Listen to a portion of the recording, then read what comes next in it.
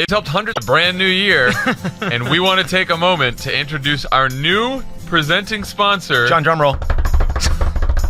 ZipRecruiter! Woo! As we all know, ZipRecruiter is the smartest way to hire and get hired. It's a fantastic company, and we're really happy to have them as our presenting sponsor in 2018. Sure are, John. They sent us like 600 cookies. So many cookies. We ate all of them. ZipRecruiter's helped hundreds of thousands of businesses across all industries and sizes hire the right people, and they've helped millions of people find the right jobs. ZipRecruiter has really been a game changer for the hiring industry. Game changer. They've essentially taken a process that's extremely challenging and inefficient and created a smarter, simpler, and more effective way to do it. Only ZipRecruiter has technology that scans thousands of resumes, immediately qualified candidates, and prompts them to apply. It also learns which candidates you like and finds you more like that, so you only get the good candidates. That's what we're looking for. Not the bad Only ones. the Not the good bad candidates. You know, not the kind of, let's say you have a comms team and one of the people on the comms team said, yeah, let's have creepy reporter Michael Wolff live at the White House. That's a great idea. You say that was the wrong candidate. Bad idea. Right. Get rid of them, find somebody else. Maybe don't hire the guy that runs a racist website. The racist zine guy. Don't hire him because he's going to screw you over later. ZipRecruiter is one of the fastest growing job sites in the world. January is always a busy time for hiring, don't we know it? And right now, if your company is trying to bring on some talented new people, you can try ZipRecruiter for free. That's right, free. Go to ZipRecruiter.com/crooked and start creating your job post. Once again, if you're hiring, try ZipRecruiter for free today. It's ZipRecruiter.com/ You know what, 2017? Get out of here, all right? You made a mess of things, and you refuse to leave the party. The news this week has been absurd, and we're trying something different. Crooked.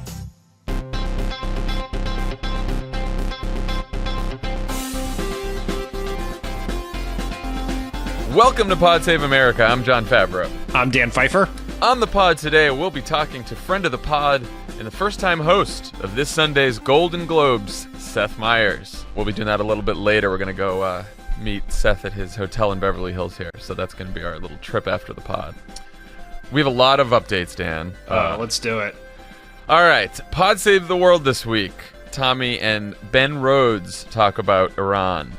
I don't know if you've heard this one yet, but there is an outstanding Crooked Conversations this week with Aaron Ryan and our friend Alyssa Mastromonaco.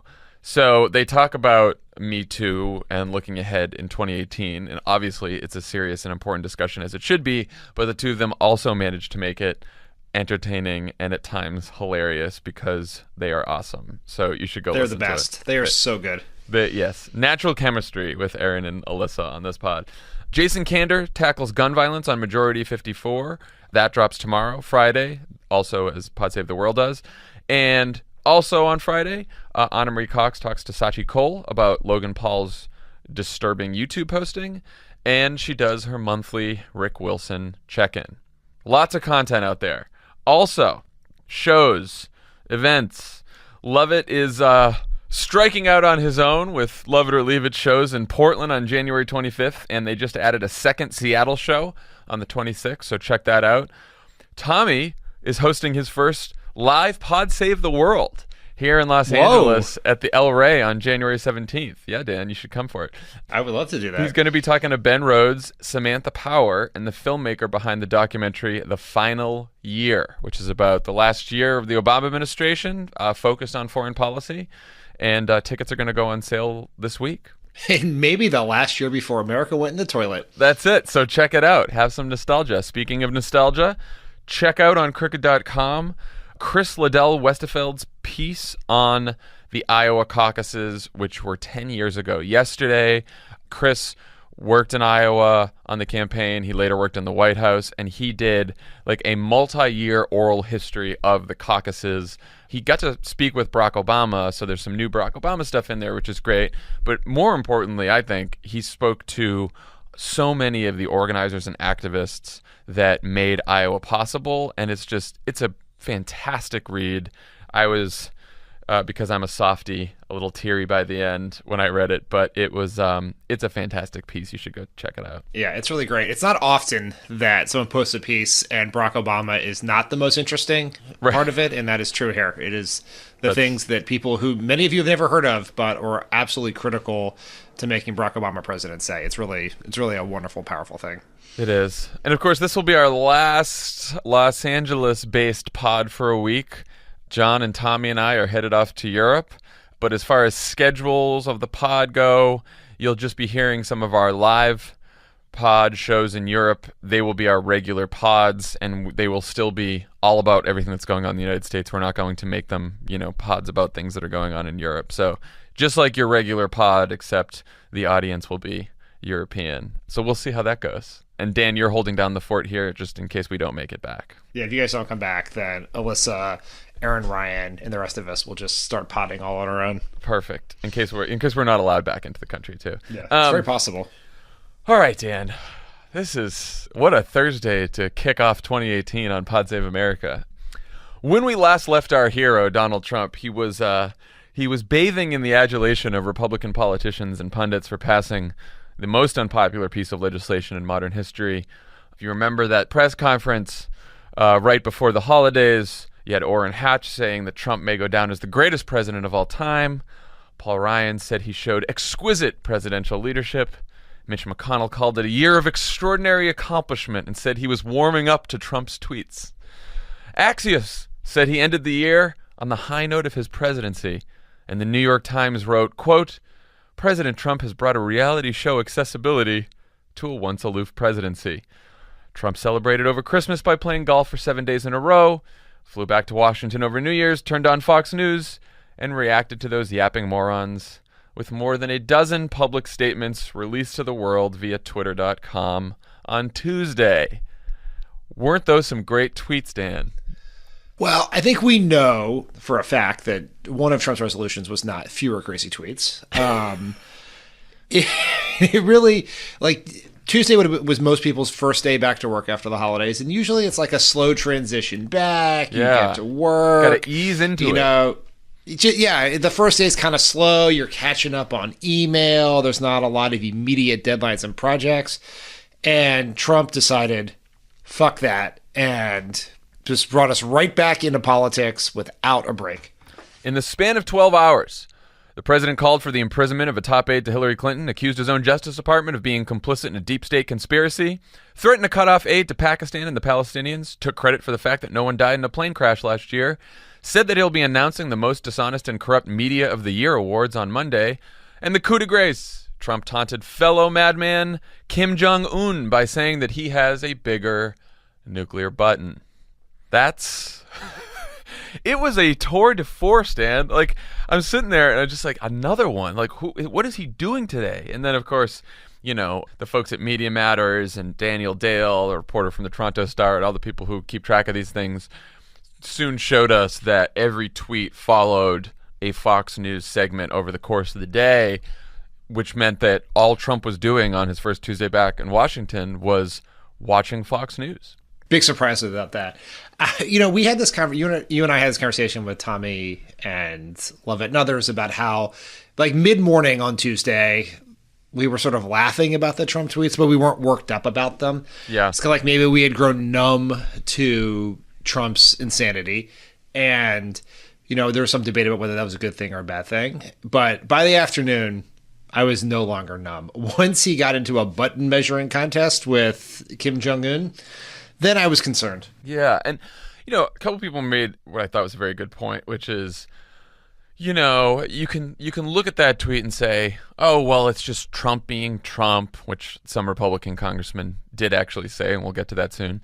And he doesn't mean anything, and he's just, mouthing off and doing his Twitter thing. But the whole point of nuclear deterrence, and when there's two nuclear powers staring each other down, especially when there's two, sort of unstable madmen at the helm, is North Korea and Kim Jong-un doesn't know that he's joking. They don't know what his intentions are, just as we don't know what Kim Jong-un's intentions are.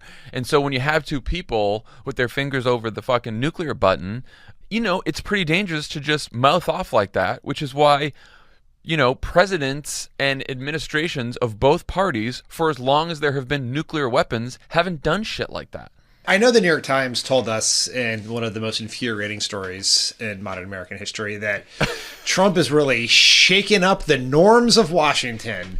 And maybe that's true. Maybe we've now decided that lying is fine, or corruption is fine, or anything's better than being aloof. Anything's better than an aloof presidency, Dan. That's what's really dangerous. Now that we have defeated the great scourge of aloofness, but can we just decide all together, you, me, Peter Baker from the New York Times, the Republican leadership, maybe even the folks on Fox News, that the one norm that we're going to adhere to is a general idea that nuclear Armageddon is something that we should not joke about. We should not taunt people. We should have extra caution in our public statements and tweets about that. Like that, I mean, this is, yes, if Trump wants to take credit for the sun coming up, kudos to him. That's weird, but this is one thing that's not really funny, and the consequences are very serious, right? Like, we have two crazy people, both with access to weapons of mass destruction, having a war of words that, I mean, it is alarming and concerning, and the fact that no one in the Republican Party seem concerned about this is worrisome, to say the least. Yeah, meanwhile, the South Koreans, who clearly have the most to lose since they are closest to North Korea and can be, completely destroyed with almost conventional weapons that are pointed at Seoul. The South Koreans and North Koreans are about to open up talks for the first time in years to try to avoid war because they're seeing the situation develop in such a frightening and serious way. And so you have that going on. You have sort of a diplomatic solution going on between the South Koreans and the North Koreans, or at least another last attempt at a diplomatic situation. While the President of the United States, South Korea's closest ally, one of South Korea's closest allies, is just taunting the fucking North Korean leader. Yeah, it's insane. That's still not what made me angriest. And I think my theme of the last 2 days is not that I'm even angrier with Trump or even angrier with all the fucking morons that he's hired to run his government. There is another branch of government whose constitutional duty it is to check the executive branch, to make sure that Trump doesn't do crazy shit. And they once again, as they have since the day that he came into fucking office, have fallen down on the job. Reporter went to from the Huffington Post went to ask various Republicans what their responses were, and from a bunch of different outlets. When they tried to ask different congressmen what they thought about the nuclear tweet. Susan Collins, quote, "I'm going to vote," responded tersely and walked away. Bob Corker laughed. The big hero, Bob Corker, giving his big speech and talking about adult daycare centers in the White House, laughed. Tom Tillis, senator, Trump being Trump. Ron Johnson laughed. Rand Paul, well, what he said was, it hasn't been done by tweet before, but other presidents have said something like that. Yeah, sure, okay. John Thune, oh, that's just Trump being Trump. The only one who had even modest disapproval of this was Senator Mike Rounds, who said it certainly doesn't help. I'm almost speechless with this is the easiest thing to critique. The easiest. Right? We're not asking you to do your duty to stop the rampant corruption that is happening within as Trump and his family enrich themselves with the public dime. We are not asking you to step in. Well, we are. We are asking all of those things. But if you At the very least, just have a mildly critical statement about the president threatening war with North Korea via tweet, and also get the button metaphor correct. Like the size of the button is not what matters here. Just FYI. What does Trump think? He's got some giant desk size button that he hits with a sledgehammer, at the state fair. What is he doing? I don't understand. These people, you've all empowered him. They're the only, I was saying this, I did an interview on Ezra Klein's podcast before the break, and he asked me what surprised me most about the first year, and I said, I think that in general our institutions have held up better than I thought they would, because Trump seems like a unstable authoritarian. Everything in his personality says that. But he hasn't been able to do everything he's wanted because the judiciary, the bureaucracy, the press, and especially us citizens have held him to account. And Ezra said, my problem is that Congress has abdicated its responsibility. And I said, Congress has, because of the Republican Party, because the Republican Party in Congress that's controlling Congress is so fucking rotten to its core that all they want is to get tax cuts and to get Medicare cuts and healthcare cuts out of this guy. They want him to sign the legislation that they want. And because they want that stuff so badly, they just don't give a shit about any of the other very scary, dangerous, frightening things that he is doing on a day-to-day basis. And none of them. It used to be there might be some who were like, you had McCain and Corker and Flake, and maybe they were making critical statements, and you had Susan Collins stopping the ACA repeal, and you saw some bravery here and there. You don't see any of it now. Any of it anymore. All of them deserve to lose their seats. Every last one of them. I think that is all correct. And I think the secret here is not that Trump made the Republican Party a joke. It's the Republican Party was such a joke that Trump became president. Yeah. Like we'll get to the Michael Wolff book, but there was a section in there about how Trump theoretically didn't know who John Boehner was. Right. And so someone tweeted out, thinking this was going to look really good for Boehner and Trump, a picture of Boehner and Trump golfing together when Boehner was Speaker of the House in 2013. That was in the middle of Trump's massive racist birther campaign. Right.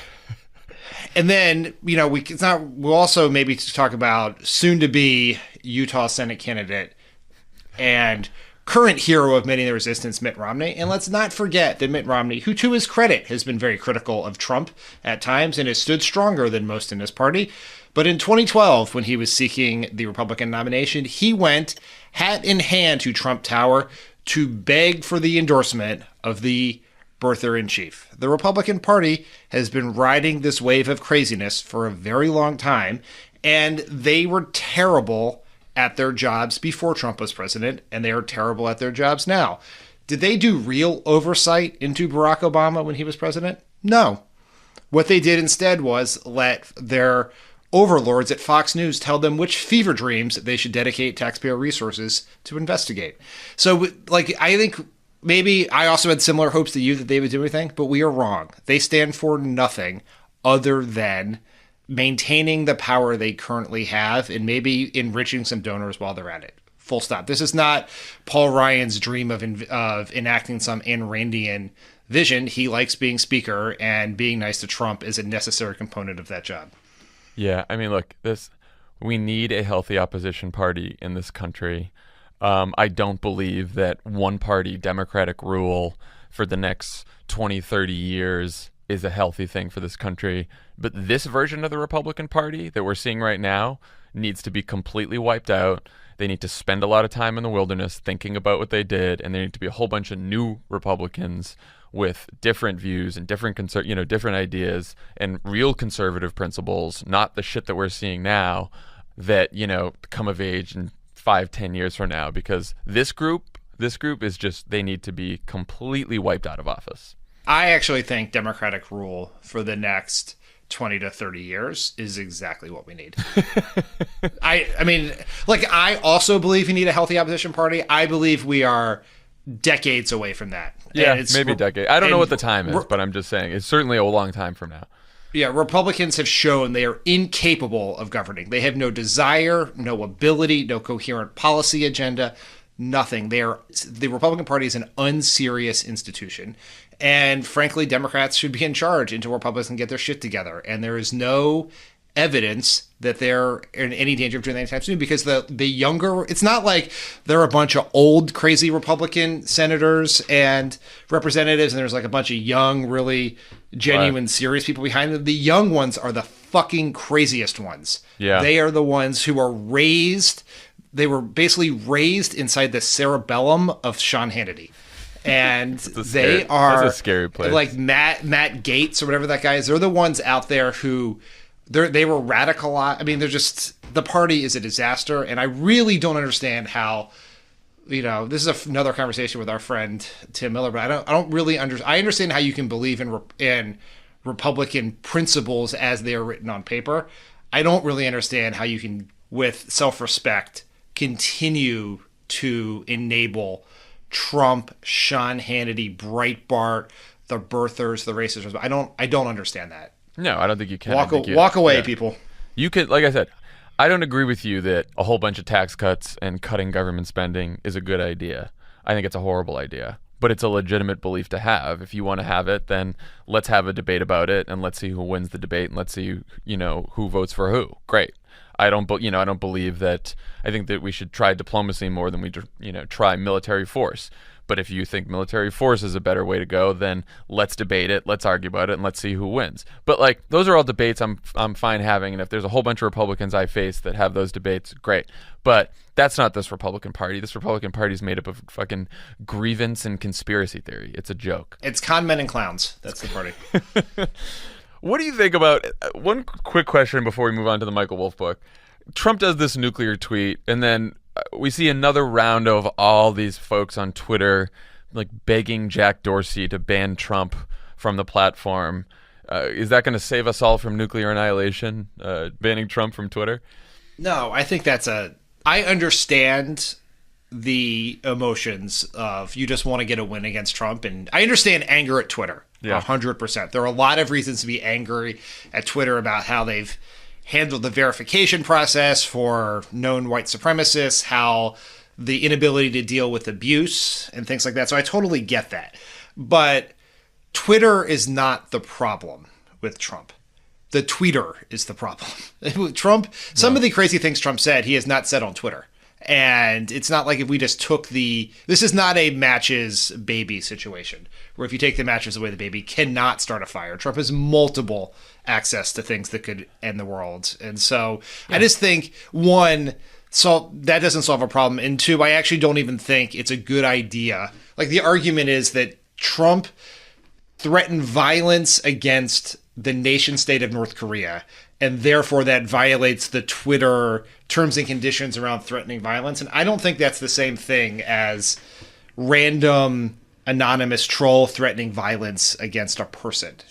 The President of the United States, like if Trump had said that at a cabinet meeting and then the White House had tweeted the video of him saying that on a cabinet meeting, I just don't think that's an actual violation of the terms of service. It's just like one thing I've seen, particularly in the early days of 2018, is there is an unquenchable amount of outrage within progressives for very good reasons, but it's not always being directed in the right place, and I don't think this is the right place. But we have plenty of places to channel that energy. It doesn't have to be around this. What do you think? No, I mean, I agree with you. Look, you take his phone away, you kick him off Twitter, the guy's going to walk 5 feet to the briefing room where there's every, news channel and reporter in the country, and he's going to say the same shit.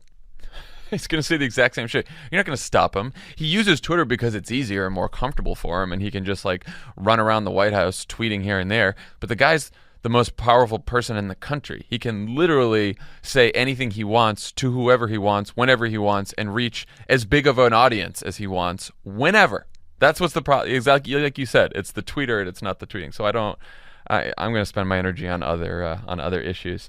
So I guess the question is, whenever Trump goes off like this, he's clearly off his fucking rocker. Why is Trump off his rocker?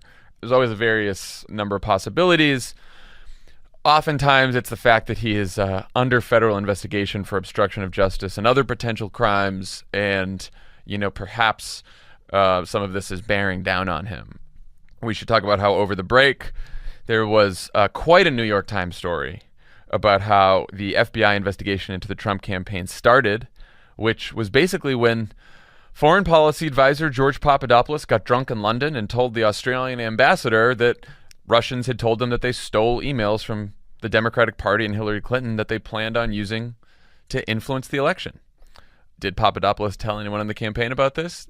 Yeah, probably. If he was getting drunk at a bar in London and telling a random Australian diplomat, yeah, there's a pretty good chance he told the campaign. So there was that story.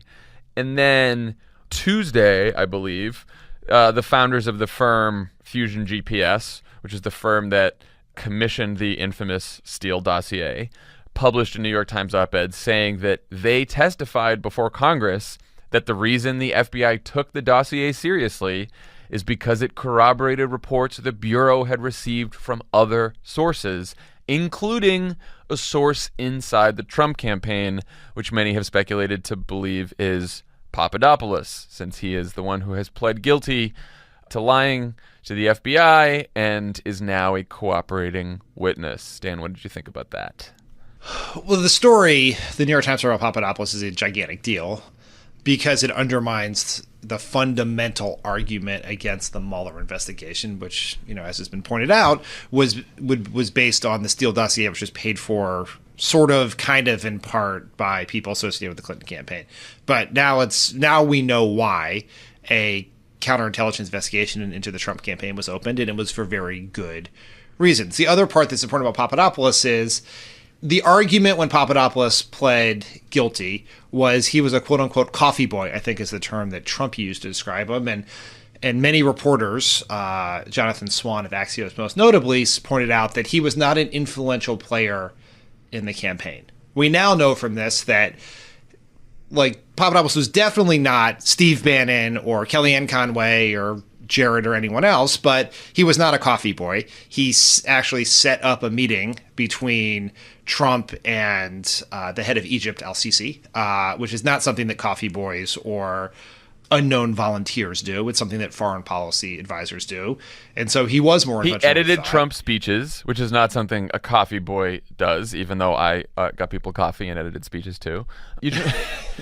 In fact, he was editing a speech. He was editing a foreign policy speech and making sure that Trump was saying nice things about Russia, which the Russians took as a sign that Trump did want to meet with them. Yeah. It is worth noting for reporters who cover campaigns that the most famous people on the campaigns, the ones who are public facing to the press, are often the most important people. But there are a lot of people you've never heard of, never met, don't want to talk to reporters who are influential. Certainly, there were large people who played very important roles in our foreign policy development in the Obama campaign that most reporters had no idea who were or what role they played because they just did their work, right? And it's true with all of our policy other things. So just because he was not on Fox and Friends does not mean that Papadopoulos was not important. And so we need to not have this binary choice if he was either the campaign manager or no one, right? He fits somewhere in the middle and maybe a little closer to campaign manager than no one than we originally thought. Right. Also, just because he was an inexperienced doofus doesn't mean he wasn't influential within the Trump campaign. Right? Do you know who else was an inexperienced doofus? Donald Trump, which we're finding out from this Wolf book as well. No, but yeah. So it's like this whole thing. We're like, well, Papadopoulos, who the fuck was this guy? He didn't have the credentials to be in this campaign. Yeah, no one did, including the guy running. That's not the point. The point was, fucking anyway. So the other interesting thing I thought from that op-ed from Fusion GPS is the founders basically said, look, the Republicans in Congress should publish our testimony, which they won't do, because in those transcripts of their testimony, they also suggested to Congress that Congress look into the bank records of Deutsche Bank and others that were funding Trump and his organizations, because they had found evidence that Mr. Trump and his organization had worked with a wide array of dubious Russians that often raised questions about money laundering. And Congress was not interested in pursuing those leads, of course. And of course, that brings us to yesterday and the release of Michael Wolff's new book about the Trump White House, which had a number of explosive revelations and salacious gossip, but I think none more salacious and explosive than Steve Bannon describing the June 2016 meeting between Russian spies and Don Jr., Jared, and Paul Manafort as treasonous, and predicting that the investigation will focus on money laundering and end up taking down Kushner and Don Jr.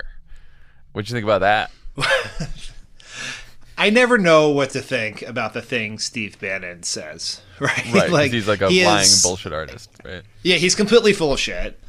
It's also not entirely clear why he said these things, although I think he probably does believe them. And he believes them because it's fairly common sense. Like, it is obvious. Like, he has axes to grind. He thinks Donald Trump is a moron.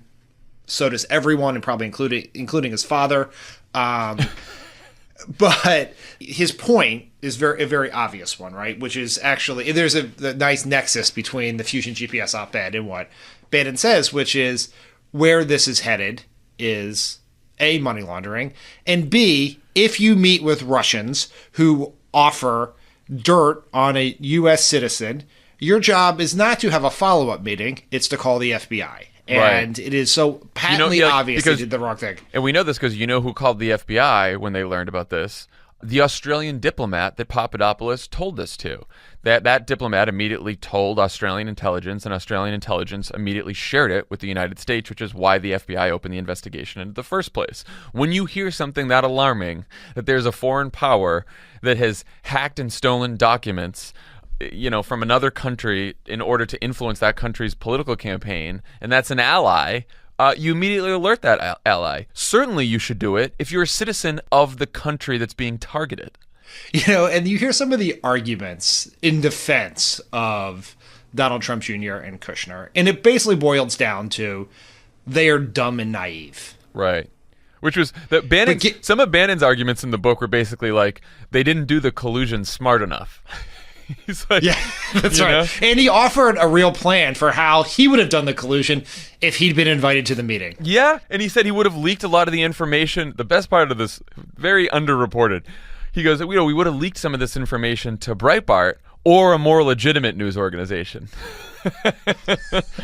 Which is something I might retweet every day. Basically, Bannon admitting that Breitbart is not actually a legitimate news organization, the chairman of Breitbart. Oh, man. But the fact that they are dumb and naive, that's not exculpatory, right? Dumb, naive people commit crimes all the time and they go to jail.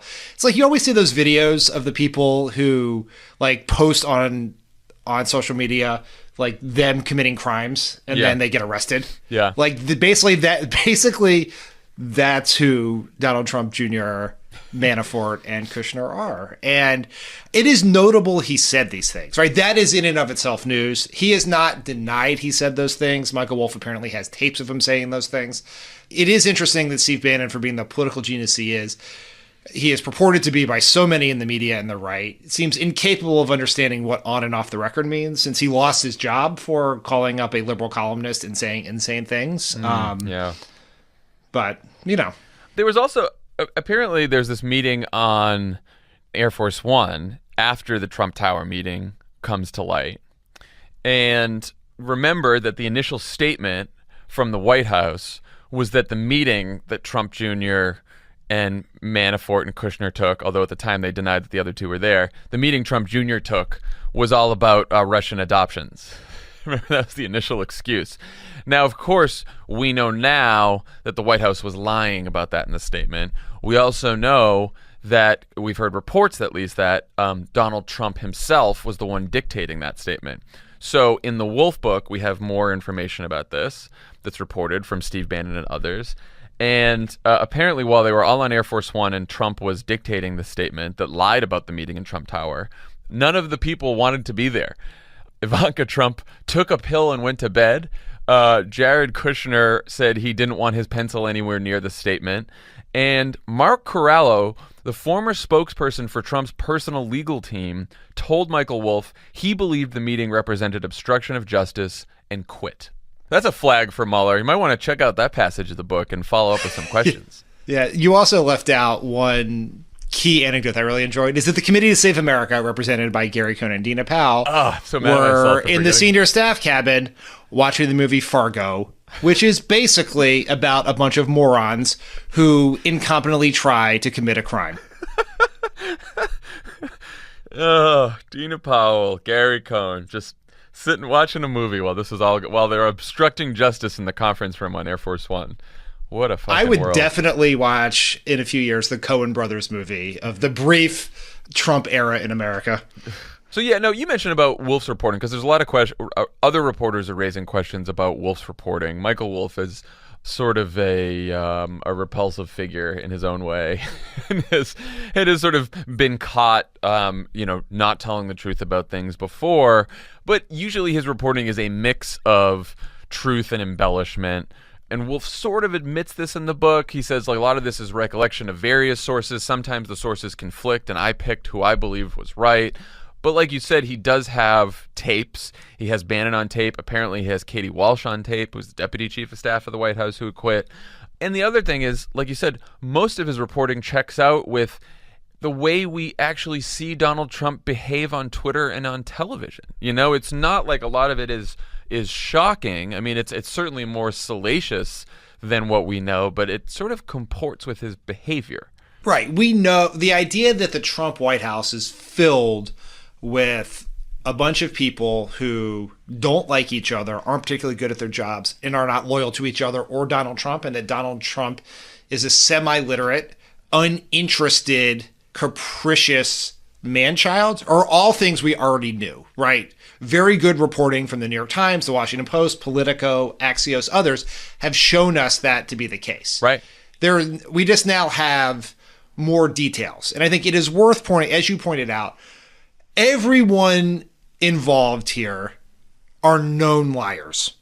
Bannon, Jared Kushner, Sean Spicer, Reince Priebus, Donald Trump, and Michael Wolff. Right. And so the question is, what are we supposed to believe about this book? It's sort of an interesting one to think about, because it is very possible, like a lot of people pointed out, that there's a 500-word, like verbatim recitation of a conversation between Bannon and Ailes that a lot of reporters raise questions about. Mm-hmm. And so, like, okay, yeah, that's probably, the individual words are probably not right. You know, and maybe this is Bannon's, obviously not Ailes's, Bannon's recitation of those words. But then we discovered that the host of that dinner party where that conversation took place was Michael Wolff. So it is impossible to know, but I think that the details are kind of irrelevant, right? It's the larger truth here that's more important. And the larger truth is, from this book, that no one who works for Donald Trump, or who has ever worked for Donald Trump, believes he is capable of doing the job of President of the United States, which is a frightening conclusion, but it's the conclusion you get from this entire Michael Wolff book, all these interviews. It's also the conclusion you get from reading a Maggie Haberman piece, reading a Washington Post piece, you know, by Ashley Parker and Phil Rucker, reading an Axios piece, right? Like most of them. All of these people who talk to people who work for Donald Trump, none of the people who work for him, who have worked for him, who know him, who are friends with him, think he's capable of doing this job, even close. Even these people, and these are the same people who are publicly defending him. The only people who truly love Donald Trump are people who hear about him through the filter of Fox News. You know, no one who's actually met him and worked with him thinks he's capable of handling this very important job. Yeah, he on every dimension of what you need to be president of the United States or president of the local Elks Club, Trump fails on those measures. It's a simple fact. Just for other fun tidbits of what some of his people have been saying about him, Rupert Murdoch, Mnuchin, and Reince Priebus all called Trump an idiot. Murdoch called him a fucking idiot. Gary Cohn called him dumb as shit. McMaster said he's a dope. Sam Nunberg said he tried to teach Trump the Constitution but couldn't get him to focus past the Fourth Amendment. These are all close advisors. Right. I would say, like, you and I worked in the White House when several of these contemporaneous accounts were written. Right. And, you know, one by Bob Woodward, one by Ron Suskind, one by Jody Cantor, some by Richard Wolff, formerly of Newsweek. Halpern and Heilman. And I think it's worth sort of, the contemporaneous accounts are always more distorted than the ones that are written long after, because It is impossible to separate what people say from their own personal agendas, right? Ours were nothing nearly as salacious as this, obviously. Right. But, you know, people are worried about their own standing. They're trying to put their own spin on how things went, like whether, you know, why something went wrong or who gets credit for why something went right. And they're also very concerned about the politics of the moment. Even if you were participating, as many do, in a completely authorized way, like the White House decided this book's happening, we can't stop it, so we're going to try to shape it. And so, you know, like I ran this process for a couple of these books. People would come to us. They'd say, we got an interview request from such and such author. Can I do it? Yes. We'd tell them the things other people had learned so we could sort of try to fix problems.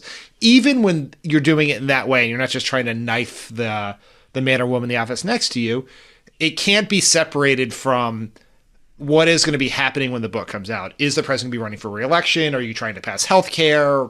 Right. Trying to confirm a Supreme Court. I mean, so it's shaped by the moment, right?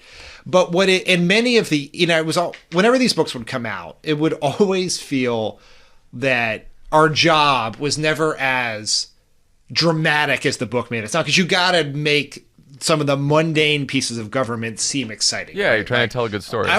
Yeah, I remember. It's like a lot of times I remember that conversation happening, but I don't remember it happening in such a cinematic way, if you will, right? Yeah. Like, yeah, there was a disagreement, and then everything was cool afterwards. It wasn't the big blow up as it was portrayed in the book. It's like a funhouse mirror version of reality. Yeah, the books are often true, but generally embellished.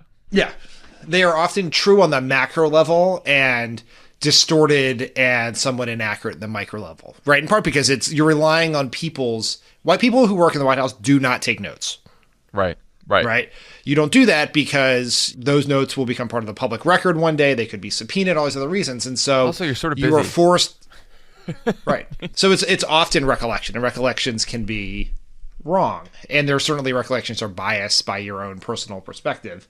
But so it's, even though Michael Wolff is a known fraud, and the people talking to him are known liars with known agendas, I think the larger truth of this book is what we should take. And I think individual sort of progressives and others, we shouldn't get too worked up and latch on to individual things like what Ivanka Trump said about Donald Trump's hair, or individual things that people said, because those are probably going to be things that we eventually get knocked down by, someone will do research and realize that Ivanka Trump couldn't have said that on that day because she was, in Davos or wherever the fuck she would be, so it's focus on the larger truth, which we already knew, and enjoy the battle between people we don't like the enemy of my enemy.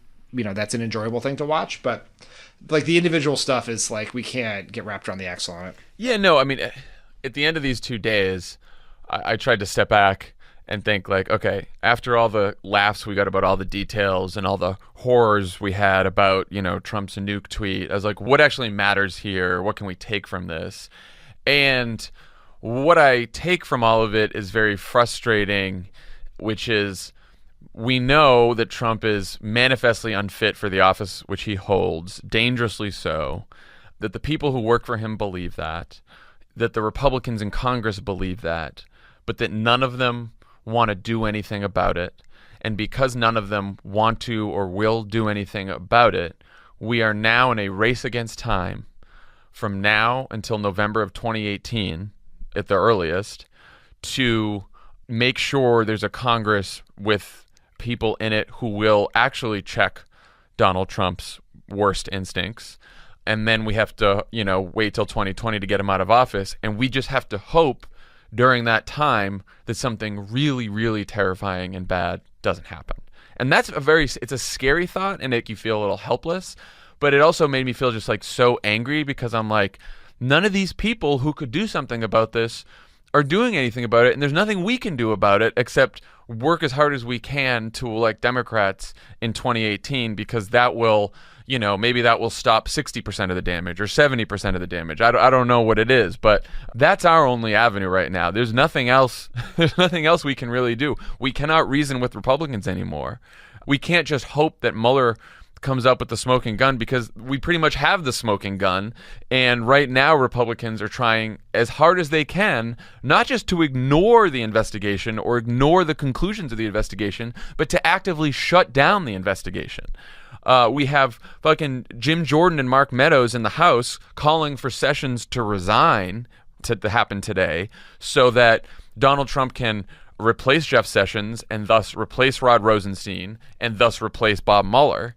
We have fucking Jeff Sessions, because he's getting that pressure from members of Congress, deciding that he's going to reopen the investigation into Hillary Clinton's emails, which he announced today, because again, they're scared of this investigation into Donald Trump himself. So we have we have not just a Congress not doing their duty. Now we have Republicans engaging in a conspiracy to cover up an investigation into the president's crimes. That's right. I think just to focus/rant about the Jeff Sessions thing is there's a lot of disproportionate complaining about the quote normalizing of Trump, right? Yeah. It's if you write about him, that's a little bit of our argument against that New York Times story, which just made me mad. But that's not the real problem. Is a story that calls Trump's insanity reality show accessibility. Right. It's something silly to make. This is the perfect example of actually normalizing, and it's not the press who's doing this entirely. It's just the entire political world, including the Republicans, and I think to some extent some Democrats, which is what has happened here is Donald Trump has bullied his attorney general into launching a taxpayer-funded criminal investigation into Trump's chief political adversary. Former chief political adversary. Yes. In order to, among other things, may help cloud out the criminal investigation into Trump. And because Trump commits his crimes out in the open, we don't know how to respond to them.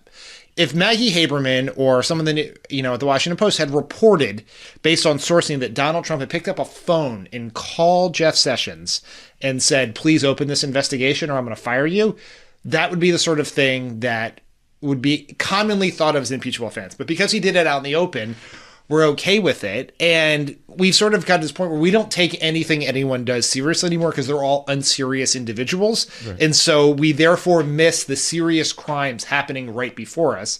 And this is one of those things. Yeah. Imagine if Barack Obama had called Eric Holder and said, please launch a criminal investigation into Mitt Romney. I mean, the entire world would, Fox News just would have imploded. I can't even wrap my head around that. It's just. Yeah.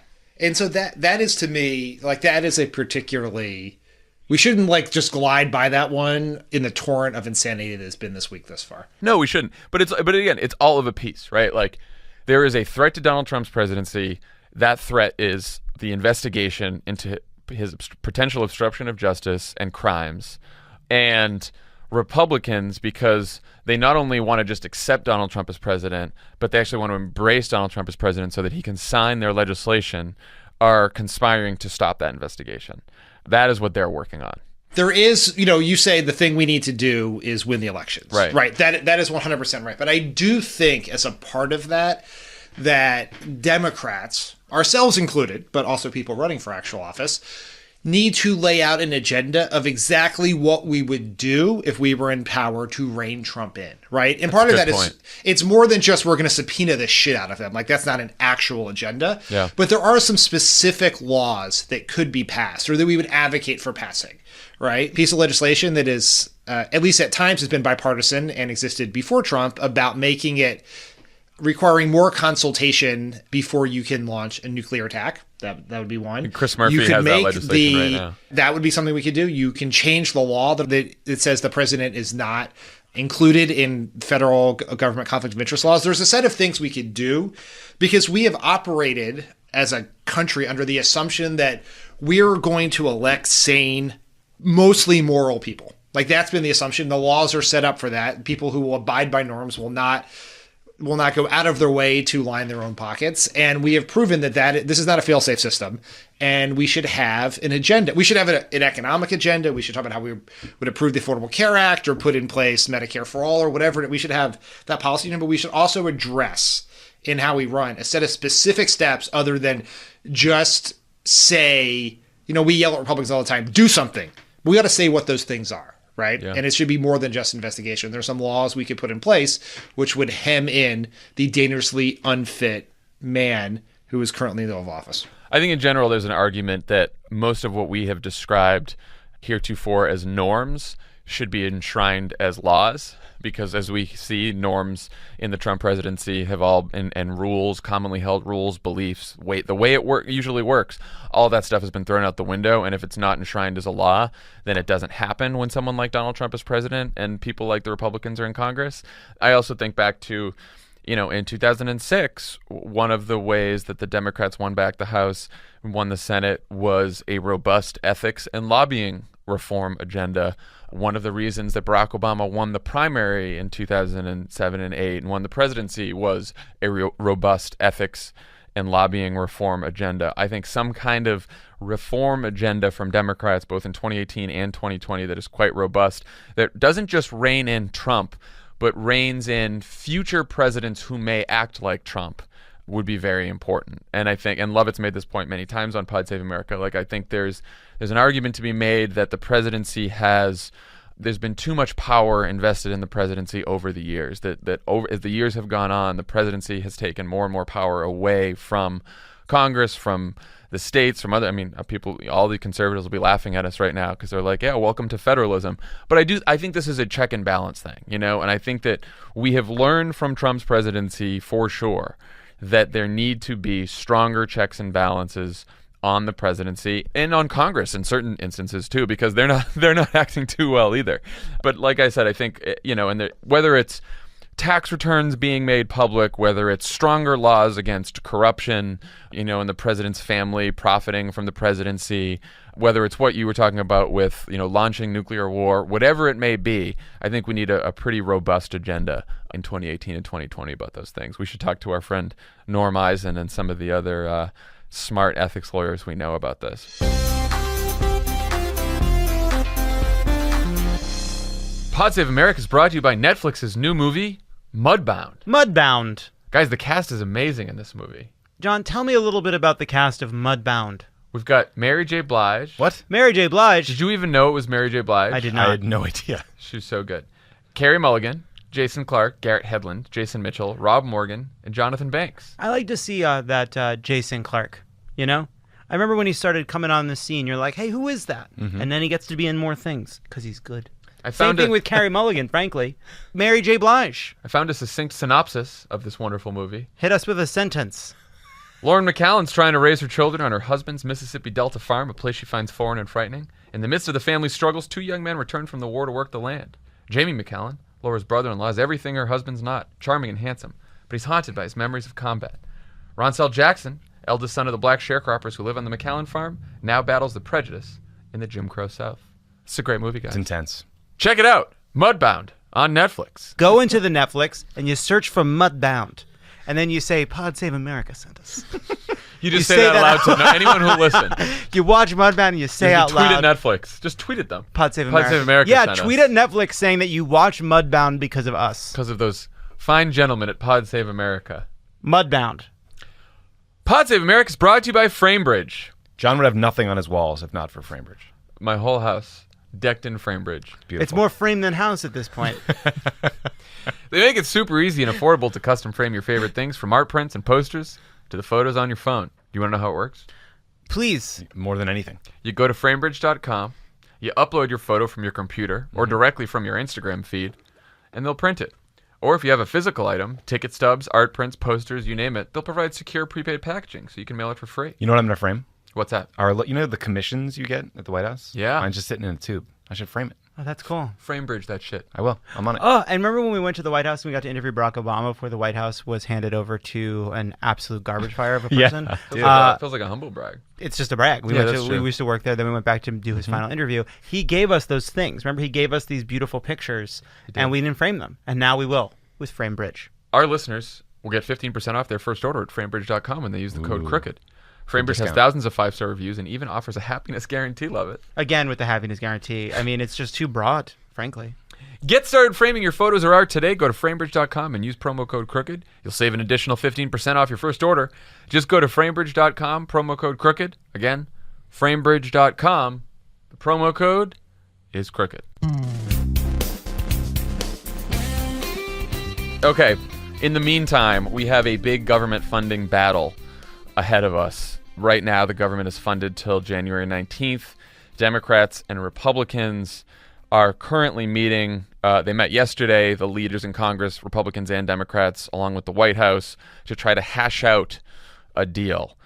Basically, where we are right now, what's in the deal, what's at stake here. As we've talked about, March is the deadline to protect the Dreamers, to make sure that 800,000 young immigrants who have been in America their entire lives are not deported come March.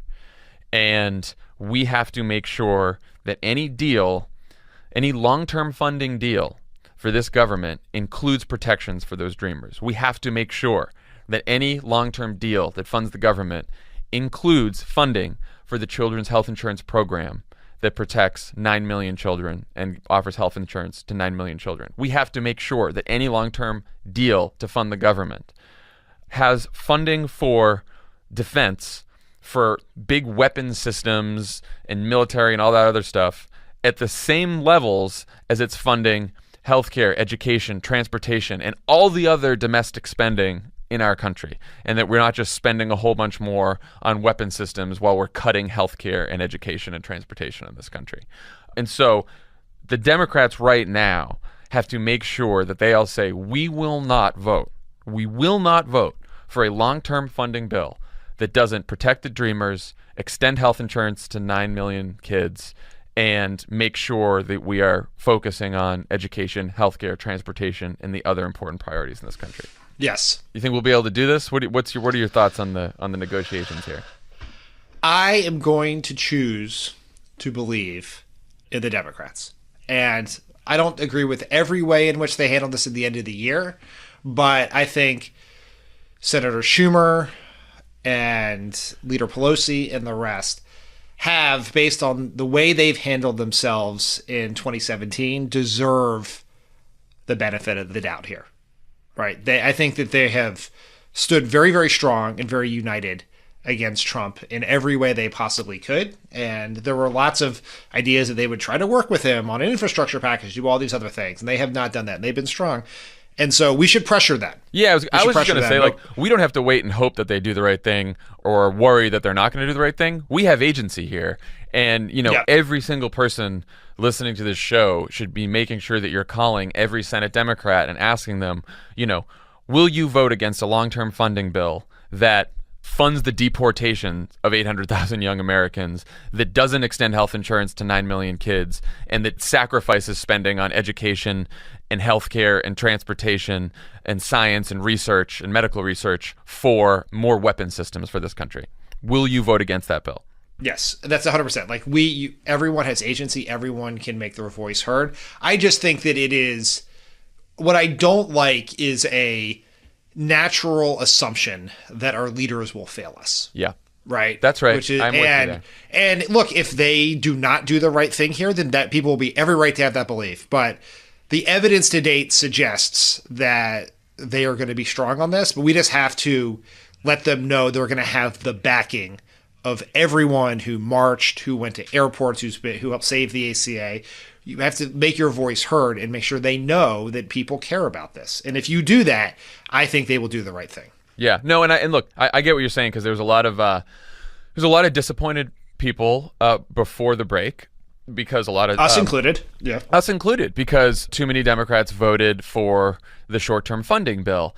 And I think that the big battle is yet to come here, but I think you were right to be upset about that, because I don't think the Democrats did a good enough job explaining their strategy before the break.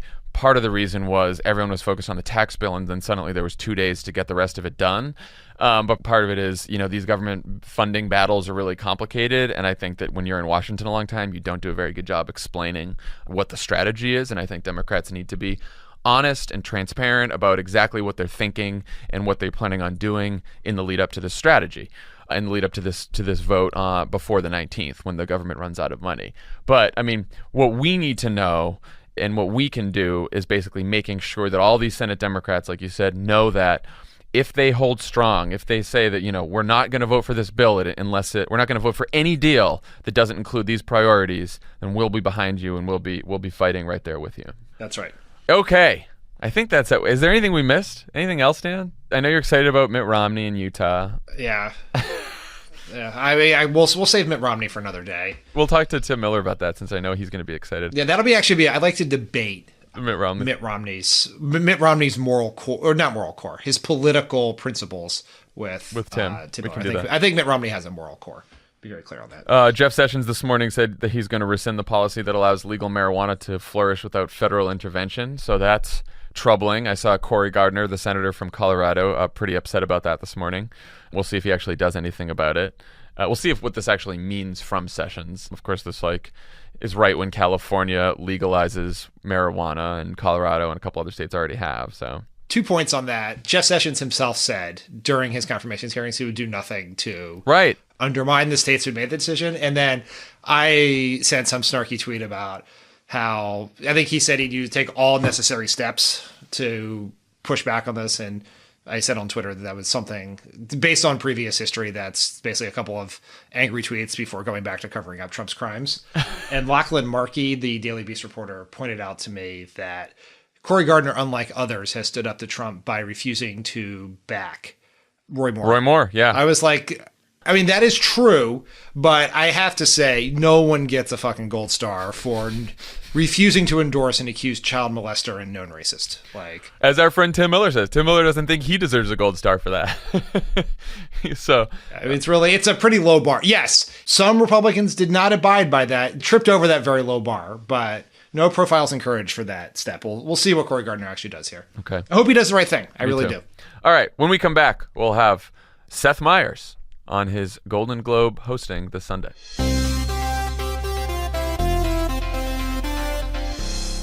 Pod Save America is brought to you by Squarespace. Squarespace. Destiny is calling, Tommy. What is it saying? It says you need a new website. Oh, okay. Could you go ahead and make it with Squarespace Sure, for me? happy Thank to. you. Make it yourself. Easily create a website by yourself. Make it stand out. Stand out with a beautiful website. Stand out with a beautiful website. Come on. Create a beautiful website to do the following. Your restaurant's website is garbage. Use this new thing. Turn your cool idea into a new website. Showcase your work. Blog or publish content. Sell products and services of all kinds. Promote your physical or online business. Announce an upcoming event or special project. That special project you've been working on, the website you did yourself, it's shit. We're switching to Squarespace. Check out squarespace.com for a free trial, and when you're ready to launch, use the offer code CROOKED to save 10% off your first purchase of a website or domain. Again, that's squarespace.com for a free trial. When you use the offer code CROOKED, you're going to get yourself 10% off. You know what happens when you go to a website for a company that didn't use Squarespace? You go there and you're like, why is there music? Why is the things overlapping on the other things? Why does this look homemade? Why are there all these pop-ups? My computer's Wait, broken. What is this? What is this virus factory? I hate it. Not Forget when you it. use Squarespace. Just a few clicks, nothing to patch or upgrade, ever. Ever. Squarespace. Crooked. 10%. Do Crooked. it. And as always, Pod Save America is brought to you by the Cash App. Cash. Here's okay. Tommy's singing. Tommy's singing. You know Well, what, it's a new Tommy? year. What's the next verse of that song? I don't know. The Cash App. It's 2018. A lot of you switched in 2017, and a lot of you, frankly, didn't. All right? We see the numbers. We know who's signing up and using the code PODSAVE to get $5 for you and $5 for hurricane relief that Jose Andres has been doing in Puerto Rico, which still needs help. We know that the vast majority of you haven't done shit. You're just sitting here like freeloaders, enjoying this content. You've made it this far in the episode, and yet you have not downloaded the Cash App. It takes about 20 seconds. You download it. We're switching to the Cash App. We're not using the other apps anymore. That's it. Do it.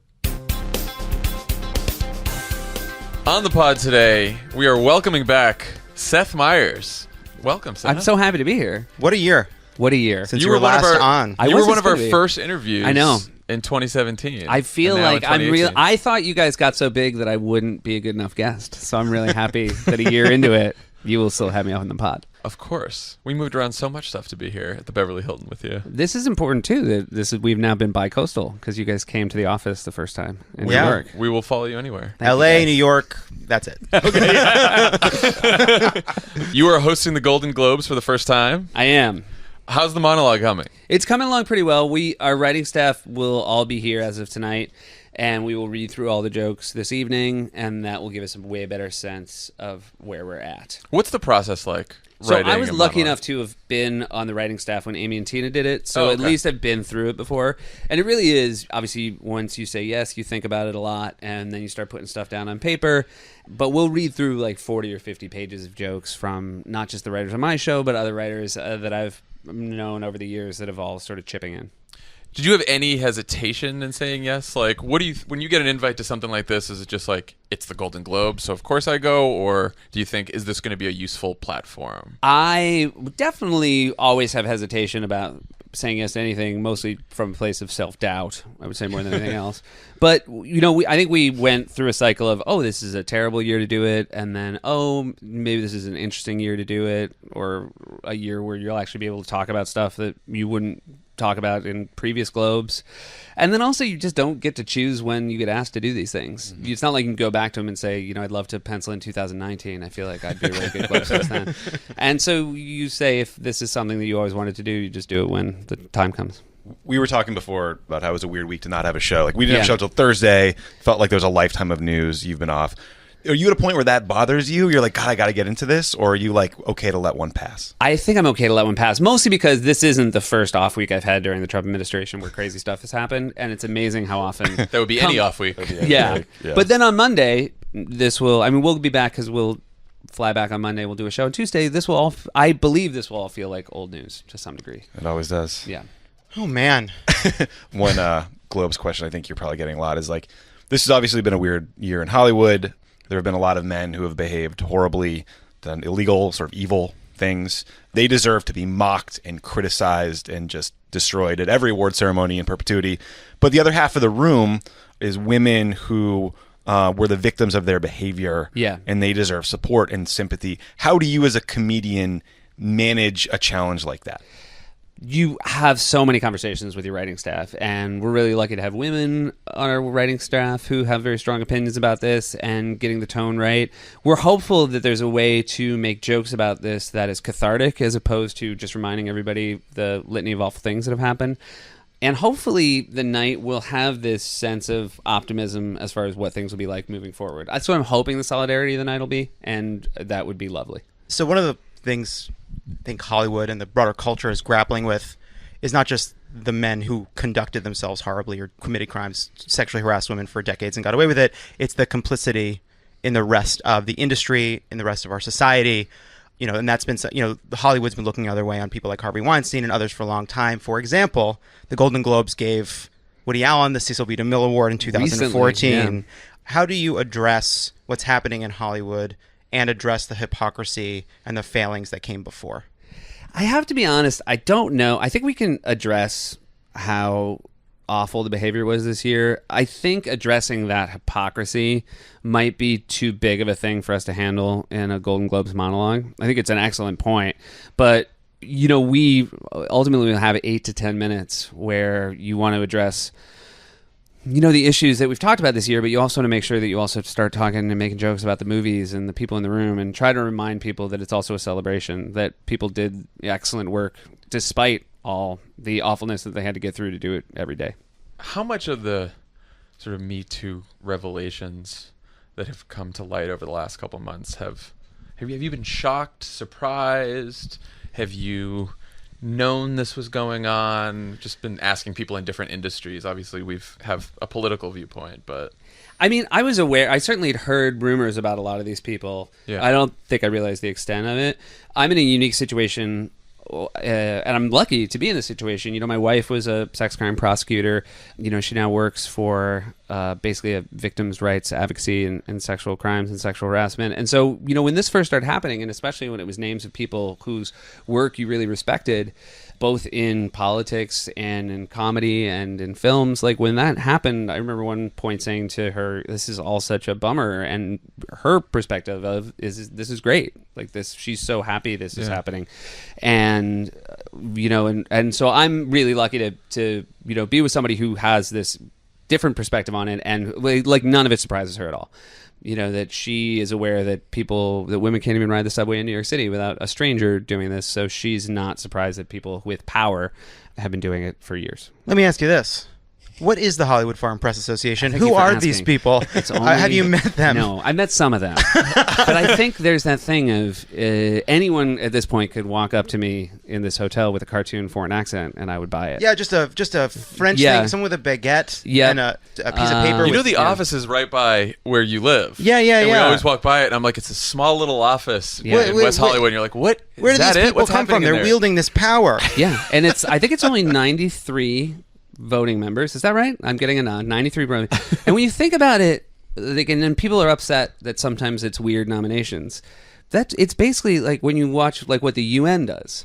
Like, and then when they get something wrong, like why would anybody expect there to be 93 foreign people from different countries would come to some weird consensus that we as a country would say that's great. That's why they love The Tourist with Johnny Depp. Yeah, just Brutal, comedy. brutal I thought shot it was at the UN. So let's talk about Trump. It's been now a year of his presidency, and you've been making fun of him quite a bit. Yeah. What surprised you about Trump's presidency in the first year? I mean, I don't know. Everything. I'm embarrassed to say because I feel like this has all been very much in line with what people thought would happen, that were warning people about Trump. Right. You know, everyone who said this is not a man who's fit for this job, this seems to be very much in step with it. Yeah. I guess I'm a little surprised at the people who have decided it's all okay. Right. But are you then surprised the way that Republicans in Congress have acted? But then I don't know why I'd be surprised by that either. So anytime I think, I don't know, I guess it feels foolish to be surprised by any of it. Yeah. I don't know. I'm just, it is so. It's the last week of news has been so incredible, and yet not. Trump has this ability to shock you by not doing anything surprising, by being exactly who you thought he was going to be. But it is, I think, still a good thing that we're heartbroken by Republican failures to stand up for him. It's like, it's like, I don't know. It's like a pie is coming at our faces, and even though we know it's coming, it still feels weird to get hit in the face with a pie. Yeah. Good analogy? I don't. But now I can't even picture what it would look like to stand up. Like, I don't even see how that. Now I realize that would be the most shocking thing. Is like, there's enough's enough. Like, I can't see how that starts or what it looks like. I don't know that person's treated as a hero either. I think they're savaged by the same people who have been complicit all along the way, and the mainstream press kind of takes on what they say for 24 hours, and then we move on to the next tweet. Yeah. I don't know that the system is set up to manage this. Like, I feel like, you ever had a friend who breaks up with someone who all your friends have known is horrible for like 2 or 3 years, and you get to them and you're finally like, you have Stockholm syndrome for real. Like, I do worry that that's us. That's us? Are we the boyfriend? Are we the? We're the person. Who are we? Are we the person who's been treated poorly? Okay, and it's been over time gotten worse and worse and worse. We're like Paul Ryan. And here we are. We're like, Paul. We love you. Get out, Paul. We're your friends. So, but the other thing we forget. You know, I do think you could argue this is much more a Republican agenda than a Trump agenda. Right. And so. Because what is a Trump agenda? Right. And so you kind of have to look at it and say, you know, as angry as we are that nobody's standing up, I think they would just say, we're getting exactly what we want. Yeah. So have you guys talked about this on the show about what is the Trump equivalent and that you would support as a Democrat? Like who would be the Democrat in office that we would have to stand up and say to people? Pfeiffer used to say, Dan Pfeiffer used to say it was Kanye. I think that's good. Yeah, which is. I've been trying to think though. I don't know. What would we do? Because since Donald Trump doesn't really have any principles, ideology, agenda anyway, like what would we be doing if Donald Trump woke up tomorrow and said, I want to pass single payer health care. I want to do universal health care. Oh yeah, that's a better way of looking at it. And I want to it. do all these like big time liberal priorities and I'll pass them, but of course I am a criminal. John, I'm under investigation. John, he's changing Washington. You're just not used to it. He's got a reality show accessibility, and everyone needs to just calm down. The bias in the media is out of control. Yeah. And I guess I would hope that that Democrats would still stand up and say, okay, these are important priorities for us, but you can't completely divorce the priorities in the legislation from the person who's leading the country. If he said, it's up to you, I'm either going to pass single payer or I'm going to resign and Mike Pence is going to take over. Oof, that's hard. I think we have to get him to resign. I think it's too... The North Korea tweet, right? Like, every once in a while, more often now than not, you get a reminder of why his presidency is dangerous in a bigger way than just the legislation he might pass, right? I mean, think this is your world. But. Well, the North Korea tweet is insane. It's needlessly antagonizing a nuclear-armed dictator. But I also think, like, the Michael Wolff revelations that are most concerning to me are the man repeating the same 3 stories in 10 minutes over and over and over again, rinse, repeat. Like, we're finally having a conversation about whether he's in actual cognitive decline, and now it's coming from inside the house. And that feels like an important conversation. And I mean, that. The good thing about Pod Save America is we interview each other. Yeah. you just hang out. When did Seth I Myers feel like get I won here? a contest. Was he here the whole time? Yeah, he's been so great. Funny. It's so funny to have you. I mean, it's so much different to be here in person. I mean, thanks for wearing the T-shirt, by the way. So no, but look, I'll put the question to you then. You can keep Trump with the incompetence and craziness and small probability of incredibly dangerous events, or he can step down and you get Pence. And Pence is lower chance of total devastation, lower chance of the horrible, long, small risk things that we're all living under. But he will be more successful at passing the agenda that Paul Ryan wants. Yeah. You know, if we say that Trump is truly unique and a danger, we have to say that we prefer Pence. But do you? Yes. I think based on what you just said, if we're saying now there's something wrong with his brain, you have to have somebody who has a working brain that just disagrees with you. Yeah. It's also in a time when I have to remember, okay, my orientation is a white guy that's not threatened by having a racist president or a man who's like sexually assaulted all these women. Like for anyone that is in us, it's probably an obvious no-brainer. Pence. Move on. Right. Well, yeah, I mean, except Pence poses a great deal. Pence will keep the Justice Department as it is currently running. He doesn't disagree with Jeff Sessions on marijuana or immigration. Mike Pence is anti-gay. Mike Pence likes Paul Ryan's agenda. Mike Pence is dangerous in a lot of the same way as Donald Trump is, but I think the temperament argument is enough. I think. But and also we live in a world, you guys more than me, half the time probably it's going to be someone who completely disagrees with you, and so you're like, okay, it's somebody who completely disagrees with me, but at least they, at their core, aren't like dangerous, knee jerky. Yeah. So you've said that when you're trying to make jokes about Trump, you don't just want to make fun of Trump. You want to talk about what matters and what the consequences are of his actions, which I think is wise, and we try to do that too. Do you think the media has done a good job of that in this first year of like making sure that they're focused on the consequences of his actions? Well, I don't know. I think that there's really good stuff that happens in cable news, and also cable news is built to work a certain way. And right. I do think that sometimes investigative reporters will take to Twitter to criticize what cable news is talking about, and it seems like complaining to some degree like what color the sky is, like it's gonna be that. I feel like it's done a lot of good stuff, but it's also limited by being cable news. Right. I feel like, I don't know, it's like with everything, some people are doing great work and some people Who do you aren't. like? Who thinks did a great job? I mean, I really like watching Jake Tapper. Yeah. I feel like as far as cable, I also realize that now like 4 PM is the best, like that now is prime time. It is good. It is Like, prime time. so much happens that I feel bad for people who actually do primetime cable news, because it's like, I know, we all know. It's so strange, all of us keeping so tightly inside the news. It's Try waking up crazy. on West Coast It's the time. worst. It's brutal. Well, I will say the best thing about being at work is I don't actually have time to follow the minute by minute of it. We had to shut down production for a day and double tape on a Tuesday because of the tree lighting at 30 Rock. So we had to do 2 shows on Tuesday and have Wednesday off. And then Wednesday was I want to say Flynn plea deal. Yeah. And then so you just watch CNN all day, and you realize like how basically you can give up 8 hours and get 2 minutes of information. That's right. But just fed through different filters and different people, and that it's a colossal waste of time. Yeah. How do you deal with the fact that when Trump news breaks, there's a million jokes that go out on Twitter? So it's like every angle has been covered within like an hour or two, and then you guys have to come up with jokes for that night. Like, do you take a different angle? I mean, we try to take a different angle. There are definitely times where we have to drop something because someone says, "Oh, I saw that on Twitter." I think as a group, as a collective writing staff, we follow enough comedians that I think we try to catch stuff. We certainly, if anyone's seen it, we don't do it. It's possible that someone's done it and we haven't seen it. Yeah. The other thing is, I'm guessing that most of the people that watch my show aren't as married to Twitter as I am. Yeah. Right. As anyone, just Probably hopefully. a good thing Yes, for everyone. hopefully, Yeah. So of course this year, you've gone after Trump. Kimmel's been outspoken. Colbert has. Every time that happens, a lot of critics, mostly conservatives, right wingers, say, "Stay in your lane. They're not supposed to be political." Yeah. Do you take any of that seriously? No, I don't. It's not a bad intellectual argument. Like, I get that people say that, but I feel like everything changes. And when people talk about Johnny Carson, everything's... That's like, I feel like it's like, the Super Bowl used to be in standard definition. That stuff's different. Right, yeah. Everything changes. Now there's too much detail. Yeah. I don't need to see. I don't need to see the dimples on the pigskin. You know? just saw the colors. Yeah. You saw the colors of the helmets.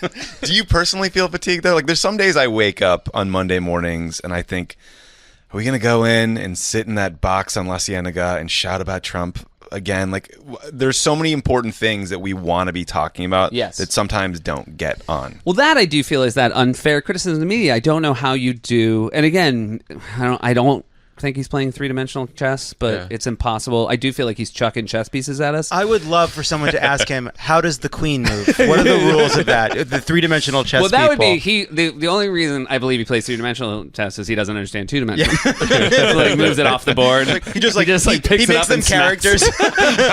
I'm a castle. I eat your crown man.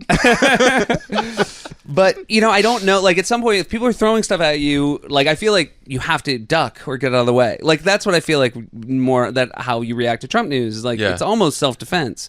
And so as much as you want to say, like, oh, I'd love to be talking about this, that would be like, not, there's no way to ignore the North Korea tweet. Right. Nor should we really. Yeah. I mean, but yet, everybody only has so much bandwidth, and we only have so much time on our show, and we try to do things about step back and talk about things like the VA or other issues that are happening while this is happening. But it is hard, and I don't know. I don't know if it benefits them or not.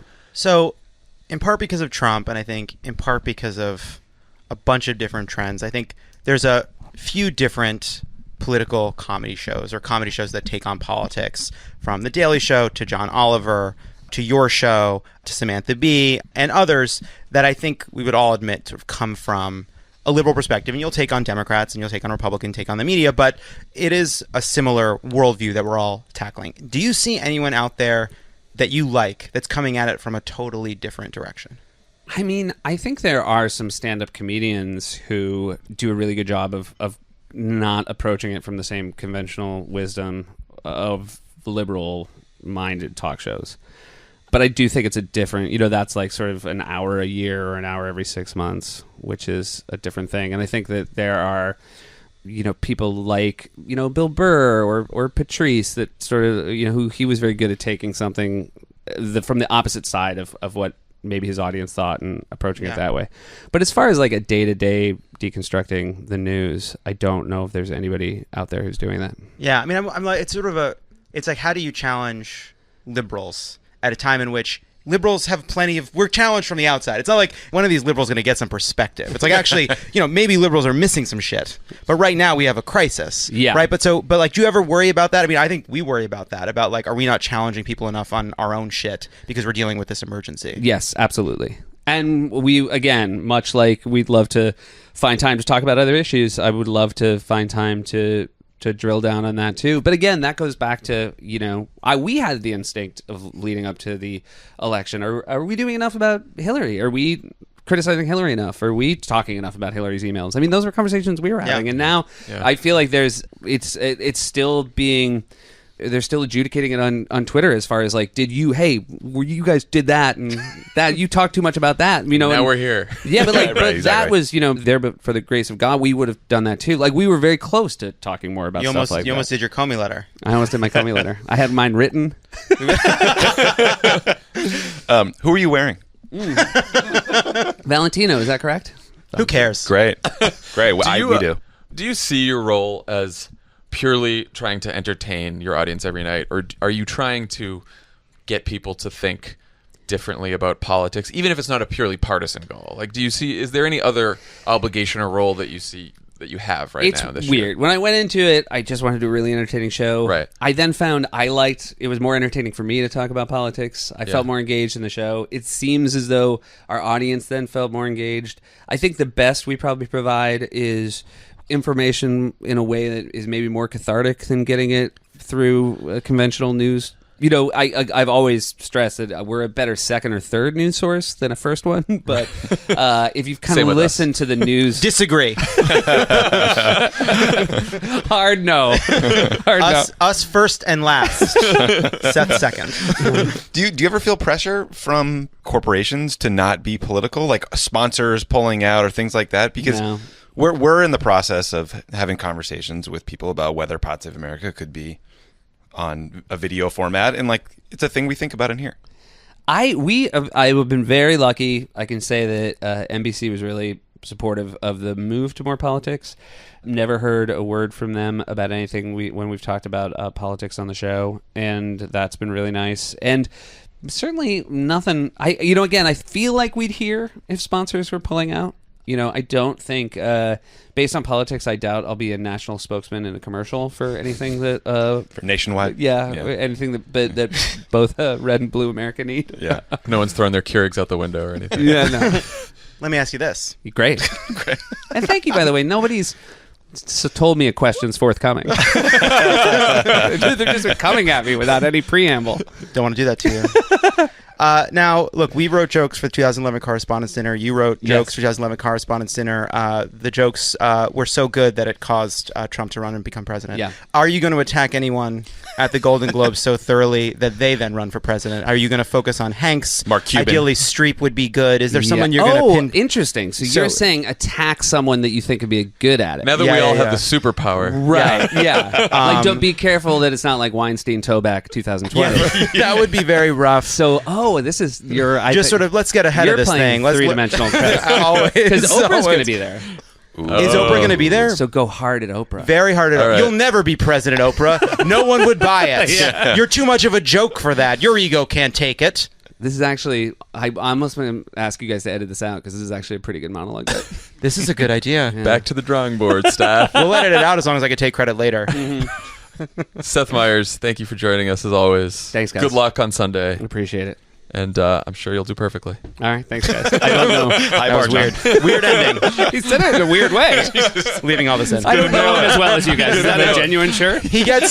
He says it's. He's trying. He's very nice. It comes from a good place. That was just genuine. I don't know. I don't know what I... Thanks to Seth Myers for joining the pod today. Thank you, Dan. Good to be back with you here on Pod Save America. And I'll talk to you when we come back from Europe. Yeah, good luck in Europe. Don't do anything I wouldn't do. That's a good rule. That's a good rule. No, I mean, I'm very serious about that, actually. All right. We'll talk to y'all later. Bye. Bye, everyone.